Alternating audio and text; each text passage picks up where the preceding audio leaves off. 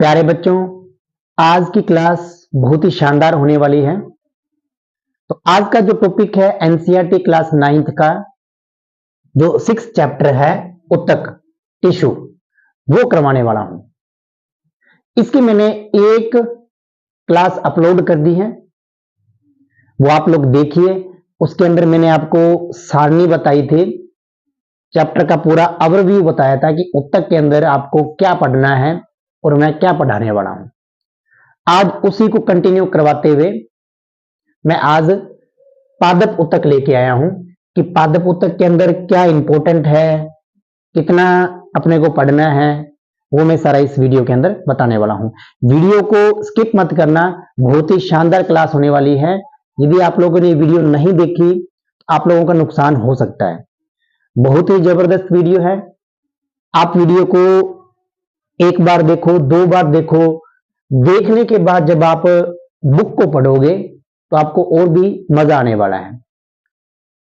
तो देखते हैं पादप उत्तक के अंदर क्या होता है, इसकी डेफिनेशन क्या है, इसके कितने पार्ट के अंदर इसको डिवाइड किया गया है। कल मैंने ओवरव्यू बताया था, लेकिन आज अपन इसको डिटेल में करते हैं। तो ये जो पादप उत्तक होता है, ठीक है, इसको 2 पार्ट के अंदर कैटेगराइज किया गया है। ठीक है, एक होता है, कल भी मैंने बताया था, इससे पहले वाली वीडियो के अंदर भी मैंने बताया था कि विभज्योतक, वृद्धि करने वाले और मेरिस्मेटिक, और एक होता है स्थायी उत्तक। ठीक है, तो आज अपन पहले इसको पढ़ते हैं, फिर इसके बाद में इसको कवर करेंगे। ठीक है, तो सबसे पहले देखते हैं विभज्योतक, वृद्धि करने वाले और मेरिस्मेटिक। ये नाम भी आप लोग ध्यान रख लेना, मेरिस्मेटिक। ठीक है, ये क्या होता है, 3 पार्ट के अंदर कैटेगराइज किया गया है। एक होता है शीर्षक, एक होता है कैम्बियम, कैम्बियम को पार्श्व भी बोलते हैं, पार्श्व। एक होता है अंतर्विष्ट। ठीक है, एक होता है शीर्षक। शीर्षक क्या होता है, लंबाई के अंदर वृद्धि करता है। क्या करता है, लंबाई के अंदर वृद्धि करता है। और कैम्बियम और पार्श्व क्या होता है, चौड़ाई में वृद्धि करता है। और अंतर्विष्ट क्या होता है, पर्वत संधियों के पास होते हैं। ये मैं बताने वाला हूं पर्वत संधियां कहां होती है। अब देखो, ये अपने पास कोई तना है, ठीक है, और यह तना है अपने पास, और यहां क्या होता है, शीर्षक होता है। क्या होता है, शीर्षक होता है, शीर्षक उत्तक होता है। ठीक है, और ये जो जोड़ होते हैं यहां पे, ये इनको बोलते हैं परवश। क्या बोलते हैं, परवश। ठीक है, तो कह सकते हैं पर्वत संधियों के पास क्या होता है, अंतर्विष्ट होता है। क्या होता है, अंतर्विष्ट होता है। ठीक है, और ये जो चौड़ाई वाली होती है, जो तने की चौड़ाई, तने की चौड़ाई में वृद्धि करता है, यहां पे होता है कैम्बियम। क्या होता है, कैम्बियम। ये चीज आप ध्यान रख लेना। ठीक है, ये बीच में डायग्राम आ गया। तो सबसे पहले क्या होता है, शीर्षक, ये लंबाई में वृद्धि करता है, चाहे वो जड़ की लंबाई हो, चाहे वो तने की लंबाई हो। तने की लंबाई ऊपर बढ़ेगी, ठीक है, जड़ की लंबाई नीचे की ओर जाएगी। तो लंबाई के अंदर वृद्धि करना किसका काम है, शीर्षक उत्तक का काम है।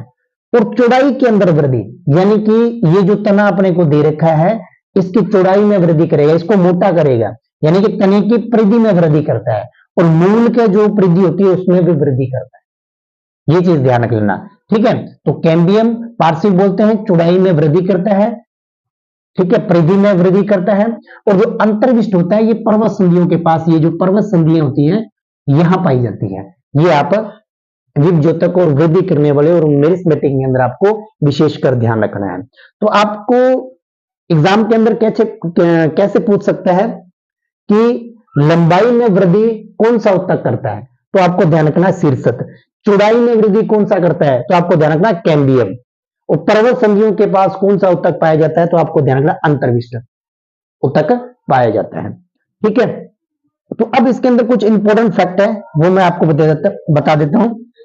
विभज्योतक की कोशिका की विशेषता, विभज्योतक की जो कोशिकाएं होती हैं उनकी विशेषता देखते हैं। ये जो विभज्योतक है, उत्तक होते हैं, उत्तक के अंदर कोशिकाएं होती है, तो उनकी विशेषता क्या है। ठीक है, सबसे पहले आप ध्यान रखना, अत्यधिक क्रियाशील है। ये बहुत ही ज्यादा क्रियाशील होती है। इनके अंदर बहुत अधिक कोशिका द्रव होता है, इनके अंदर कोशिका द्रव भी पाया जाता है। और तीसरा ध्यान रखना पतली कोशिका भित्ति। अब ये देखो, ये है कोशिका भित्ति। कोशक इस बहुत ही इंपॉर्टेंट है, ये आप ध्यान रख लेना। ये जो कोशिका भित्ति होती है ना, ये पादप कोशिका के अंदर पाई जाती है, जंतु कोशिका के अंदर ये नहीं पाई जाती है। बहुत ही मोस्ट इंपॉर्टेंट है कि ये जो कोशिका भित्ति है, कोशिका भित्ति, ये पादप कोशिका में पाई जाती है। पूछा हुआ है कई बार एग्जाम के अंदर, पादप कोशिका के अंदर पाई जाती है और जंतु कोशिका में नहीं पाई जाती है, जंतु कोशिका में नहीं पाई जाती है। ये आपको विशेषकर ध्यान रखना है, ठीक है। तो एक इसके अंदर स्पष्ट केंद्रक होता है, विभज्योतक के अंदर एक स्पष्ट केंद्रक होता है। और एक ये चीज ध्यान रखनी है, मोस्ट इंपॉर्टेंट है, ये रसधानी नहीं होती है।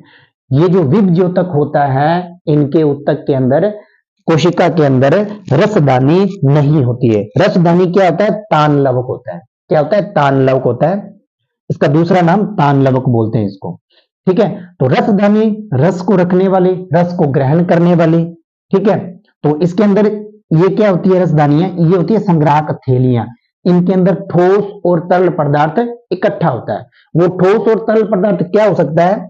जल भी हो सकता है, रस भी हो सकता है, उत्सर्जित पदार्थ भी हो सकते हैं। ये और अमीनो अम्ल, शर्करा, कार्बनिक अम्ल, प्रोटीन, ये पदार्थ ठोस और तरल इस थैलियों में पाए जाते हैं। इनको बोलते हैं रसदानी, ठीक है। और एक बात ध्यान रखना, ये मोस्ट इंपोर्टेंट है, एग्जाम के अंदर क्वेश्चन पूछा हुआ है, तो आप ध्यान रखना कि जंतु कोशिका में जो रसधानी होती है वो छोटी होती है और पादप कोशिका में क्या होती है? बड़ी होती है। बहुत ही इंपॉर्टेंट है ये कि जंतु कोशिका में ये छोटी होती है और पादप कोशिका में ये बड़ी होती है। पादप कोशिका के अंदर इतनी बड़ी होती है कि ये कोशिका का 50% से 90% भाग घेरती है। तो ये आप विशेषकर बातें ध्यान रखना। सबसे पहले आपको ध्यान रखना कि विभज्योतक कितने टाइप के होते हैं। शीर्षत होता है, कैम्बियम होता है, अंतर्विष्ट होता है, ठीक है। शीर्षत लंबाई में वृद्धि करता है, कैम्बियम चौड़ाई में वृद्धि करता है, अंतर्विष्ट जो पर्वत संधियों के पास होते हैं वहां पाई जाती है, ठीक है। तो लंबाई में वृद्धि, जड़ की लंबाई में वृद्धि कर सकता है, तने की लंबाई में वृद्धि कर सकता है, तने की परिधि में, और ये कैम्बियम होता है तने की परिधि में चौड़ाई, और मूल जो परिधि होती है जड़ की, उसकी परिधि में वृद्धि करता है। और ये इसकी इंपॉर्टेंट बातें हैं। कोशिका की, विभज्योतक की कोशिकाओं की अत्यधिक क्रियाशील होती है, बहुत अधिक कोशिका द्रव होता है इनके अंदर, पतली कोशिका भित्ति होती है। कोशिका भित्ति से मैंने इंपॉर्टेंट पॉइंट बताया है कि ये पादप कोशिका में पाई जाती है, जंतु कोशिका में नहीं पाई जाती है।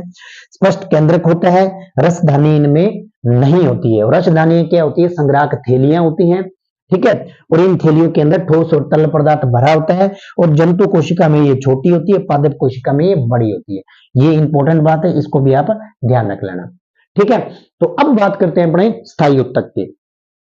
स्थायी उत्तक क्या होता है कि जो विभज्योतक की कोशिकाएं हैं वो धीरे धीरे बड़ी होने लग जाती हैं और परिपक्व हो जाती हैं। तो परिपक्व होती हैं तो वो क्या होती है कि अपनी शक्ति खो देती हैं, यानी कि विभाजित नहीं हो पाती हैं। विभाजित नहीं हो पाती हैं तो क्या होता है कि ये एक शक्ति खो देती हैं, विभाजित होने की शक्ति खो देती हैं, और ये स्थायी उत्तक का निर्माण करती हैं। विभज्योतक की जो कोशिकाएं हैं धीरे धीरे बड़ी होती हैं और परिपक्व होती हैं और अपनी विभाजित होने की शक्ति खो देती हैं, जिसके कारण अपने पास क्या बनता है? स्थायी उत्तक का निर्माण होता है, ठीक है। विभज्योतक की कोशिकाएं विशिष्टीकृत होकर स्थायी उत्तक का निर्माण करती हैं। और ये जो विभेदीकरण होता है ना, स्थायी रूप लेना, आकार लेना, इस क्रिया को क्या कहते हैं? अपने विभेदीकरण कहते हैं। ये चीज भी आप पॉइंट को ध्यान रख लेना, ठीक है। तो इसके बाद में देखते हैं स्थायी उत्तक। स्थायी उत्तक को कल भी मैंने बताया था कि एक सरल स्थायी उत्तक और एक जटिल स्थायी उत्तक, दो पार्ट के अंदर डिवाइड किया गया है। सरल स्थायी उत्तक क्या होता है? एक ही प्रकार की कोशिकाएं होती हैं, एक जैसी दिखाई देती है। ये पॉइंट आपको ध्यान रखना है। एक ही प्रकार की कोशिकाएं होती हैं और एक जैसी दिखाई देती हैं, लेकिन जटिल स्थायी ऊतक क्या होता है कि एक से अधिक प्रकार की कोशिकाओं से मिलकर बनती है और ये सभी एक साथ मिलकर एक इकाई के रूप में काम करती हैं। दोनों के अंदर फर्क देख लेना आप कि सरल स्थायी ऊतक क्या होता है कि एक ही प्रकार की कोशिकाएं होती हैं, ठीक है, और एक जैसी दिखाई देती है। दूसरी जटिल स्थायी ऊतक के अंदर क्या होता है, एक से अधिक प्रकार की कोशिकाएं होती हैं और ये मिलकर एक इकाई के रूप में काम करती हैं। अब अपन बात करते हैं सरल स्थायी ऊतक। सरल स्थायी ऊतक क्या होता है, एपिडर्मिस। क्या है, एपिडर्मिस के नीचे कोशिकाओं की कुछ परतें होती है जिन्हें सरल स्थायी ऊतक कहते हैं। अब ये एपिडर्मिस क्या होता है, ये जो पौधा होता है उसका आवरण, जो बाहरी ढांचा होता है जो पौधे की रक्षा करता है, उसको अपने एपिडर्मिस बोलते हैं। क्या बोलते हैं, एपिडर्मिस बोलते हैं। तो एपिडर्मिस के नीचे कुछ कोशिकाएं होती हैं जिन्हें सरल स्थायी ऊतक कहते हैं। एपिडर्मिस, इससे जो नेक्स्ट क्लास आएगी उसके अंदर मैं आपको पूरी डिटेल के अंदर एपिडर्मिस बताऊंगा कि स्थलीय वातावरण के अंदर, मरुस्थलीय वातावरण में किस प्रकार का एपिडर्मिस होता है, क्यूटिन क्या है, ठीक है, ये सारा एपिडर्मिस से रिलेटेड है। यहां से क्वेश्चन भी पूछता है, स्टोमेटा क्या है, वो सारे डिटेल के अंदर मैं आपको इससे नेक्स्ट जो वीडियो बनेगी उसके अंदर करवाऊंगा। लेकिन आप इस वर्ड को ध्यान रखना कि एपिडर्मिस के नीचे जो होती हैं वो कुछ परतें होती हैं जिन्हें अपने सरल स्थायी ऊतक कहते हैं। अब सरल स्थायी ऊतक के अंदर मैंने आपको बताया था, एक तो होता है पेरेन्काइमा, दूसरा होता है कोलेनकाइमा और एक होता है स्केलेनकाइमा। और ये जो पेरेन्काइमा होता है ये दो प्रकार के होते हैं, एक तो क्लोरेनकाइमा, एक एरेनकाइमा। ये जो क्लोरेनकाइमा होता है ना, नाम से देखो, क्लोरेनकाइमा, तो इसका मतलब है ये, यहां से इसको पकड़ो, क्लोरे यानी कि क्लोरोफिल। तो इसके अंदर ध्यान रखना, इसके अंदर क्या होता है, क्लोरोफिल होता है, क्लोरोफिल होता है, ठीक है। और क्लोरोफिल के कारण इसको हरित लवक भी कहते हैं, हरित लवक, ठीक है। तो क्लोरेनकाइमा यानी कि क्लोरोफिल होता है, एरेनकाइमा, ठीक है, जल के अंदर, जल में इसको पौधों को रखने की एक विशेषता होती है, इस कारण से इसको एरेनकाइमा बोलते हैं, ठीक है। पेरेन्काइमा को एरेनकाइमा बोलते हैं। ऐसे पेरेन्काइमा जो जल की परिस्थितियों में रखती हैं उसको एरेनकाइमा ऊतक कहते हैं। एक होता है कोलेनकाइमा। कोलेनकाइमा क्या होता है कि लचीला होता है, लचीलापन लाता है, पौधे के अंदर क्या करता है, लचीलापन लाता है, ठीक है। और स्केलेनकाइमा क्या होता है कि कठोर और मजबूती प्रदान करता है, जैसे नारियल के छिलके के अंदर, बीज के अंदर, ये सारे क्या होते हैं, स्केलेनकाइमा होता है, ठीक है। तो ये तो था आपका सरल स्थायी ऊतक। इसका मैं एक एक आपको पेरेन्काइमा का, कोलेनकाइमा का, स्केलेनकाइमा का पूरी डिटेल बताने वाला हूं, ठीक है। तो अब आप देखो ये जटिल स्थायी ऊतक, इसमें एक तो जाइलम होता है, एक फ्लोएम होता है। जाइलम और फ्लोएम, इन दोनों को संवहन ऊतक भी बोलते हैं। क्या बोलते हैं, संवहन ऊतक, संवहन ऊतक भी बोलते हैं। और ये संवहन ऊतक मिलकर संवहन मंडल का निर्माण करती हैं और ये जटिल पौधों की एक विशेषता है जो इन्हें स्थलीय वातावरण में रहने के अनुकूल बनाती है। ये आप लैंग्वेज भी थोड़ी ध्यान रख लेना कि संवहन ऊतक, इनको संवहन ऊतक भी बोलते हैं। संवहन का मतलब होता है वहन करना, वहन, संवहन, जल को ऊपर ले जाना, भोजन को नीचे लेके आना, ये क्या करता है, संवहन ऊतक कहलाते हैं। संवहन ऊतक जाइलम और फ्लोएम, ठीक है, ये संवहन ऊतक मिलकर एक संवहन बंडल का निर्माण करते हैं और ये एक जटिल पौधों की विशेषता है जो उन्हें स्थलीय वातावरण में रहने के अनुकूल बनाती है, ठीक है। ये तो था एक थ्योरी स्थायी ऊतक और विभज्योतक ऊतक की। अब अपने क्या करते हैं, पेरेन्काइमा, जो कोलेनकाइमा, स्केलेनकाइमा को एक एक करके अपने पढ़ते हैं पूरा डिटेल के अंदर। तो अब देखते हैं अपने सरल स्थायी ऊतक। ये सरल स्थायी ऊतक क्या होता है, मैंने आपको इसकी डेफिनेशन भी बताई है। तो इसके अंदर सबसे पहले पढ़ते हैं अपने पेरेन्काइमा। पेरेन्काइमा क्या होता है कि भोजन का भंडारण, जहां भोजन इकट्ठा होता है वो पेरेन्काइमा ऊतक के अंदर होता है। यह सबसे अधिक पाया जाने वाला ऊतक है और इसके अंदर पतली कोशिका भित्ति होती है और इसकी जो, इस ऊतक की जो कोशिकाएं होती हैं वो जीवित कोशिकाएं होती हैं, ये बात भी आपको ध्यान रखना है। और कोशिकाओं के मध्य काफी रिक्त स्थान होता है, बहुत ज्यादा रिक्त स्थान होता है पेरेन्काइमा के अंदर। इंपॉर्टेंट है, ये भी ध्यान रखना आपको, ठीक है। और बंधन मुक्त होती हैं, इतनी ज्यादा जुड़ी नहीं होती हैं, कम जुड़ी हुई होती हैं कोशिकाएं। तो ये होता है पेरेन्काइमा के अंदर। और पेरेन्काइमा के अंदर मैंने आपको बताया था, एक तो होता है क्लोरेन्काइमा और एक होता है एरेन्काइमा। अब देखते हैं क्लोरेन्काइमा, यानी कि क्लोरेन्काइमा, ठीक है। आप इसको इस तरह से याद करो, यानी क्लोरे, क्लोरे का मतलब होता है क्लोरोफिल, क्लोरोफिल, यानी कि जिसके अंदर कुछ पेरेन्काइमा ऊतकों में क्लोरोफिल पाया जाता है, जिसके कारण प्रकाश संश्लेषण की क्रिया संपन्न होती है। तो ऐसे ऊतकों को क्लोरेन्काइमा ऊतक कहते हैं, यानी कि ऐसी पेरेन्काइमा ऊतक जिनके अंदर क्लोरोफिल पाया जाता है और प्रकाश संश्लेषण की क्रिया होती है, उन ऊतकों को अपने क्लोरेन्काइमा कहते हैं, यानी कि जिनके अंदर क्लोरोफिल पाया जाता है, ठीक है। अब देखो एरेन्काइमा, एरेन्काइमा क्या मतलब होता है, एयर, एयर का मतलब होता है हवा, ठीक है। तो जलीय पौधों के अंदर क्या होता है, ऐसे पेरेन्काइमा जो जलीय पौधों में, जलीय पौधे जो होते हैं उनके हवा की बड़ी बड़ी गुहिकाएं होती हैं। जलीय पौधों में पेरेन्काइमा की कोशिकाओं में हवा की बड़ी बड़ी गुहिकाएं होती हैं, तो जिसके कारण ये जल में उतरती हैं। हवा की बड़ी बड़ी गुहिकाएं होती हैं जिसके कारण ये जल में उतरती हैं, तो इनको क्या बोलते हैं, एरेन्काइमा। एयर मतलब हवा, याद कर सकते हो, हवा। तो ऐसी पेरेन्काइमा जिनके अंदर हवा की बड़ी बड़ी गुहिकाएं होती हैं, उनको अपने क्या बोलते हैं, एरेन्काइमा बोलते हैं, ठीक है। क्लोरेन्काइमा समझ में आ गया, जिसके अंदर क्लोरोफिल होता है, और एरेन्काइमा समझ में आ गया, जिसके अंदर क्या होता है, हवा की बड़ी बड़ी गुहिकाएं होती हैं, ठीक है। तो ये पेरेन्काइमा पूरा डिटेल में अपने समझ लिया। अब समझते हैं अपने कोलेन्काइमा। डिफरेंस का थोड़ा सा इसका ध्यान रख लेना। अभी ये कोलेन्काइमा है, कोलेन्काइमा होता है लचीलापन लाता है, क्या करता है, पौधे के अंदर लचीलापन लाता है, यांत्रिक सहारा प्रदान करता है। लचीलापन होगा तो यांत्रिक सहारा प्रदान करेगा। तो कोशिकाओं में मध्य बहुत कम स्थान होता है, तो इसके अंदर आपको ध्यान रखना है कोशिकाओं के मध्य बहुत कम स्थान होता है। और ये भी क्या होती है, जीवित कोशिकाएं होती हैं, लंबी और अनियमित ढंग से कोनों पर मोटी होती हैं। तो ये आपको कुछ इसके अंदर बातें आपको ध्यान रखनी है। कोलेन्काइमा ये बहुत ही इंपॉर्टेंट है, यहां से टेक्नीशियन के अंदर क्वेश्चन पूछा हुआ है ग्रेड 3 के अंदर, ठीक है। और इसके अंदर ये जो भोजन का भंडारण करता है ये इंपॉर्टेंट है, जो टेक्नीशियन ग्रेड 3 के अंदर पूछा हुआ है, ठीक है। एक ये भोजन का भंडारण आप अच्छी तरह से याद कर लेना, ठीक है।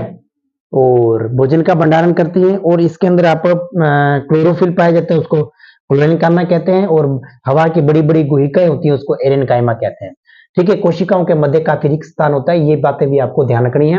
और इनके मध्य इससे कम स्थान होता है, कोलेन्काइमा के अंदर पेरेन्काइमा से कम स्थान होता है, कोशिकाओं के मध्य बहुत कम स्थान होता है, ठीक है। जीवित कोशिकाएं होती हैं और लंबी और अनियमित ढंग से कोनों पर मोटी होती हैं, ठीक है। और ये चीज इंपॉर्टेंट है इसके अंदर, लचीलापन लाने, लचीलापन कौन लाता है, कौन सा ऊतक लाता है, तो एग्जाम के अंदर पूछ सकता है, तो आपको ध्यान रखना है कोलेन्काइमा, ठीक है। अब अपन बात करते हैं स्क्लेरेन्काइमा। स्क्लेरेन्काइमा पौधों को कठोर एवं मजबूत बनाता है। पहली बात तो आपको ये ध्यान रखनी है कि मजबूती प्रदान कौन करता है, कौन सा ऊतक करता है, तो आपको ध्यान कर स्क्लेरेन्काइमा पौधों को कठोर एवं मजबूती प्रदान करता है। तो ये जो कोशिकाएं होती है ना, इसकी जो स्क्लेरेन्काइमा ऊतक की जो कोशिकाएं होती हैं वो मृत कोशिकाएं होती हैं, ठीक है। मृत कोशिकाएं होती हैं, तो इनके मध्य रिक्त स्थान नहीं होता है, इन कोशिकाओं के मध्य रिक्त स्थान नहीं होता है, तभी तो मजबूत बनेगी ना, लंबी और पतली होती है, ठीक है। इस ऊतक की भित्ति लिग्निन के कारण मोटी होती है, ये बहुत ही इंपॉर्टेंट है, ठीक है। एक तो ये पार्ट, इस ऊतक की भित्ति लिग्निन के कारण मोटी होती है, और दूसरा पौधों को कठोर और मजबूत बनाता है। कौन सा ऊतक बनाता है, तो स्क्लेरेन्काइमा, आपको ध्यान रखना है। और ये एक लाइन बहुत ही इंपॉर्टेंट है, ये डायरेक्ट ही ऐसे की ऐसी लाइन टेक्नीशियन ग्रेड 3 के अंदर आई थी, सेम की सेम लाइन, बस इसको छोड़ के नारियल के छिलके के अंदर छोड़ के ऐसे लिखा हुआ, तने में सवर्ण मंडल के समीप पत्तों की सिराओं, बीजों और फलों के कठोर छिलकों में कौन सा उत्तक पाया जाता है, तो इसका ऑप्शन था स्केलेनकाइमा। तो आपको ये चीज ध्यान रखनी है, ठीक है।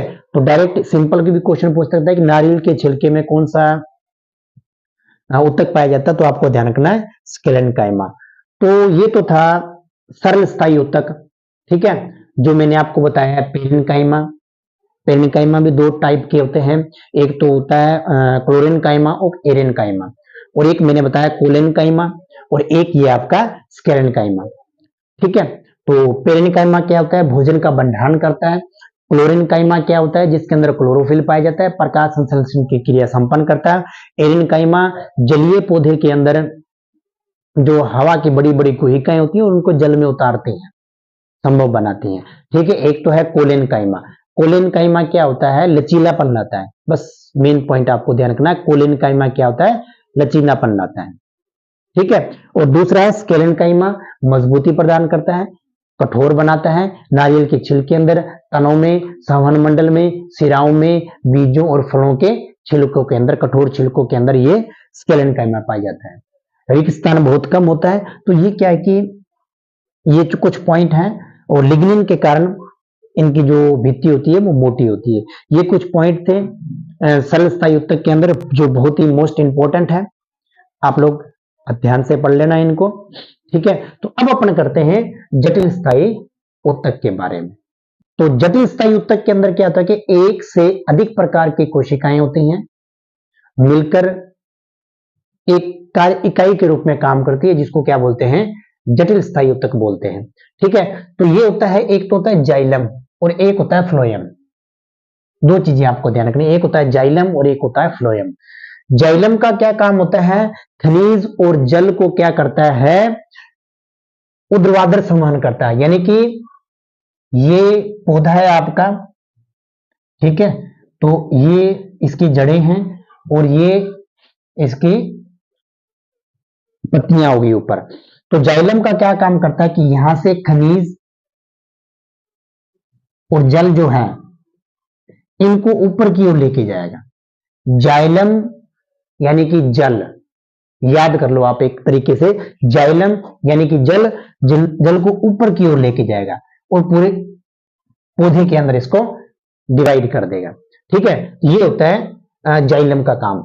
और फ्लोएम क्या होता है, ये जो पत्तियों से, जो प्रकाश संश्लेषण से जो भोजन अपना पौधों ने बनाया है, वो क्या करता है, फ्लोएम का काम होता है। ये होता है जाइलम का काम, ऊर्ध्वाधर संवहन होता है, ठीक है। और ये जो फ्लोएम होता है, यहां से फ्लोएम क्या करता है, जो ऊपर प्रकाश संश्लेषण के द्वारा जो भोजन बना है, वो क्या करता है कि पत्तियों से विभिन्न भागों तक पहुंचाता है, पत्तियों से भोजन को विभिन्न भागों तक पहुंचाता है। ये फ्लोएम का काम होता है। ये दोनों ही जो बातें हैं बहुत ही इंपॉर्टेंट है, इनको आप विशेष कर ध्यान रख लेना, ठीक है, जाइलम के बारे में और फ्लोएम के बारे में, ठीक है। अब ये जो जाइलम होता है ना, वो किन किन से मिलकर बना होता है, एक तो ट्रैकिड जिसको वाहिनिका बोलते हैं, और एक होता है वाहिका। एक होता है ट्रैकिड को बोलते हैं अपने वाहिनिका, और एक होता है वाहिका। एक होता है जाइलम पेरेनकाइमा और एक जाइलम फाइबर यानी कि रेसे, इनसे मिलकर बना होता है। ये दोनों जो होती हैं ये नलिकाकार होती हैं, और इन्हीं से क्या होता है, जल ऊपर जाता है। इन नलिकाएं होती हैं पतली पतली, तो इनसे क्या होता है कि ये खनिज और लवण ऊपर की ओर बढ़ता है, ठीक है। और पेरेनकाइमा के अंदर क्या होता है कि भोजन का संग्रह होता है, और फाइबर क्या होता है कि एक सहारा प्रदान करते हैं, मजबूती प्रदान करते हैं पेड़ को, ठीक है। तो ये तो था, ये बहुत ही इंपॉर्टेंट है, इनको ध्यान रख लेना। एक तो ट्रैकिड, वाहिका, जाइलम पेरेनकाइमा और जाइलम फाइबर। यहां से एक टेक्नीशियन के अंदर पूछा हुआ है, टेक्नीशियन ग्रेड 3, ठीक है, कि जाइलम के कितने पार्ट हैं, ट्रैकिड, वाहिका, जाइलम पेरेनकाइमा और जाइलम फाइबर। इसी प्रकार जो फ्लोएम है, ये भी क्वेश्चन पूछा हुआ है टेक्नीशियन के अंदर, इनको भी ध्यान रख लेना कि एक इसमें मिस कर दिया था उन्होंने 4 ऑप्शन के अंदर कि निम्न में से कौन सी फ्लोएम का भाग नहीं है या है, ऐसा कुछ था, तो अभी मेरे को पूरा याद नहीं है। तो इसके अंदर चलानी कोशिका, चलानी नलिका, साथी कोशिका, फ्लोएम पेरेन्काइमा। ये देखो फ्लोएम के साथ पेरेन्काइमा लग गया, फ्लोएम के साथ फाइबर लग गया। ये दो चीजें तो सेम है इसके अंदर, जाइलम के साथ पेरेन्काइमा, जाइलम के साथ फाइबर लग गया, फ्लोएम के साथ पेरेन्काइमा और फ्लोएम के साथ फाइबर लग गया। इधर पेरेन्काइमा का क्या काम था, भोजन का संग्रहण, इधर भी काम क्या होगा, भोजन का संग्रहण, ये भी सारा प्रदान करेगा। बात है इन दोनों की, चलानी कोशिकाएं, चलानी नलिका, साथी कोशिकाएं, ठीक है। ये इनको आप ध्यान रख लेना, चलानी एक तो कोशिका हो जाएगी, चलानी नलिका हो जाएगी, एक साथी कोशिका, ध्यान रख लेना। 2-3 बार जब आप इनको रिपीट करोगे, चलानी कोशिका, चलानी नलिका, साथी कोशिका और फ्लोएम पेरेन्काइमा और फ्लोएम फाइबर, ठीक है। चलानी नलिका, चलानी कोशिका और ये जो आपका साथी कोशिका, फ्लोएम पेरेन्काइमा, फ्लोएम फाइबर। 2-3 बार आप जब क्लास को लगाओगे तो आपको याद हो जाएगा, फिर आप बुक पढ़ना, अच्छी तरह से पढ़ी जाएगी। तो ये था पूरा आज की क्लास, जिसके अंदर मैंने आपको जो पादप कोशिका है पूरा डिटेल के अंदर करवा दिया है। तो उम्मीद होगी आप लोगों को क्लास पसंद आई होगी। यदि पसंद आई तो वीडियो को लाइक करना, चैनल को सब्सक्राइब करना और जितना ज्यादा हो सके वीडियो को शेयर करना। Thanks for watching.